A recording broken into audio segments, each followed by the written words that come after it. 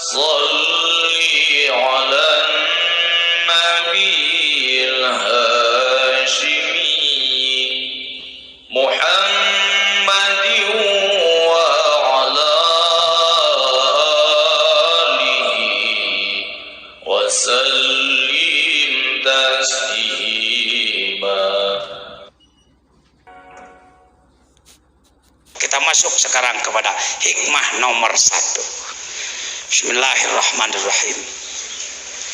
Min alamatil itimadi iku setengah saking pirop setengah saking tetengger tetegenan alal amali ngatasi amal nuksonur rojai utawi sudane pangarep-arep inda wujudis zalali ing dalam nalikane tinemune tipeleset. Min alamatil itimadi alal amali nuksonur rojai inda wujudiz zalali. Baca bersama. Min.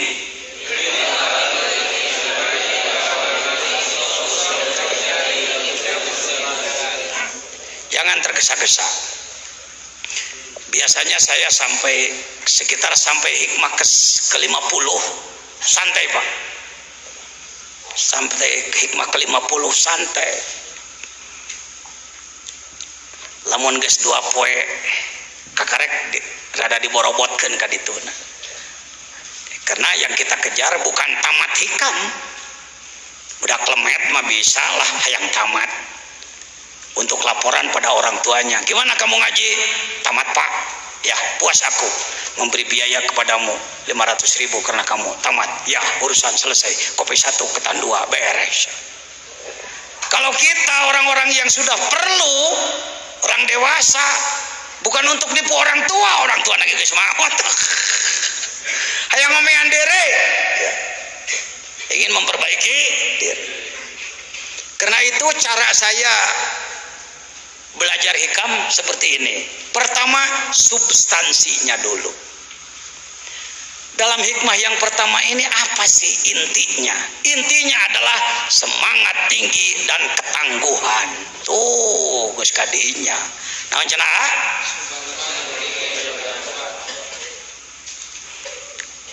Kalau Bapak yang sudah ditalkin zikir sebelum melaksanakan la ilaha illallah akan mengucapkan ilahi anta maksudi. Itu semangat tinggi, Pak. Ilahi wahai Tuhanku, anta engkau maksudi yang aku tuju. Aku tidak akan terjebak dengan alam mulki, dengan kesenangan-kesenangan yang ada. Bukan tidak punya. Aku tidak akan terjebak dengan kesenangan-kesenangan di malakut. Aku tidak akan terjebak dengan kesenangan di jabarut. Karena yang aku tuju adalah lahut. Semangat tinggi. Sok sararea, kalau saya tanya, apa semangat Anda? Jawab wusul. Apa semangat saudara? Wusul. Ingin apa? Wusul itu apa? Melakukan perjalanan ruh sampai kepada Allah. Anda sampai kepada Allah. Itu sampai kumaha jangan cicing helanan, kelanan can dibahas sampai nah. Pokoknya sampai we heula. Rumah Anda dekat Pak Bupati. Pak Bupati umpamana di Citengkor. Rumah Anda juga di Citengkor. Kalau saudara mau mengajukan proposal, apa cukup dilempar ke rumah Pak Bupati? Pak Sukma, tah. Cukup enggak? Pasti akan dijawab prosedural dong. Tanda tangan RT RW dulu, rekomendasi kepala desa mana, dukungan rekomendasi dari Pak Camat mana, dari dinas terkait mana, baru dipertimbangkan nanti di Pemda. Kan gitu ya Pak caranya. Enggak karena mentang-mentang apa dekat lalu main apa. Kita ngomong-ngomong perjalanan menuju Allah, perjalanan menuju Allah. Kalau ngomong perjalanan menuju Jakarta, dekat apa jauh? 120 dari Sukabumi ke Jakarta. Perjalanan menuju Allah Jauh apa dekat? Jauh, bingung ngajawabna. Mudah. Allahnya dekat, tapi prosedurnya jauh. Itu ngomongna. Nah, cenah.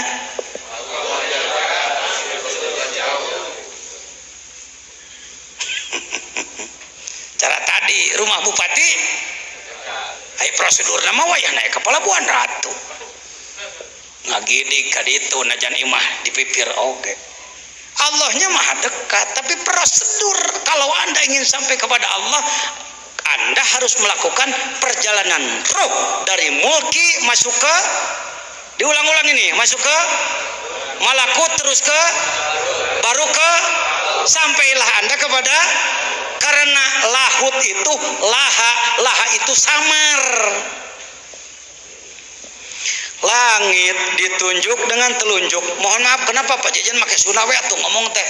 Ini saudara saya yang dari Sumatera, yang dari Kendal, yang dari Jepara, yang dari Purwokerto kan enggak paham Sunda, mohon maaf ya. Punten ya punten. Darawasna mah raos ke Sunda abdi teh nyangom teh. Ngancek itu menurut, aduh enak-enak kamu ketawa, aku nggak ngerti, ikut ketawa aja lah. Ya. Ari Allah dekat jauh. Allah itu dekat jauh. Ada ayat Al-Quran yang menyatakan Allah dekat. Ayat apa? Wa idza sa'alaka ibadi anni fa inni. Eta teh apan ayat Ramadan. Ramadan itu harus menghasilkan kurban Anda kepada Allah. Disebut dirinya tina Ramadan teh cingnya aing teh qorib. Qorib itu dengan qorib beda. Kalau qorib wazan fa'il dekat. Kalau qorib wazan fa'il maha dekat. Apa katanya? Maha dekat. Allah itu maha dekat. Tapi tidak bisa ditunjuk dengan telunjuk. Allah, jangan. Didengar pakai telinga, dipelototi dengan mata, dijilat dengan lidah, diraba dengan peraba. No, tidak bisa. Dia lahut, laha, Allah al-ilah. Al-ilah dari Allah ya'luhu. Samar, Allah itu maha samar.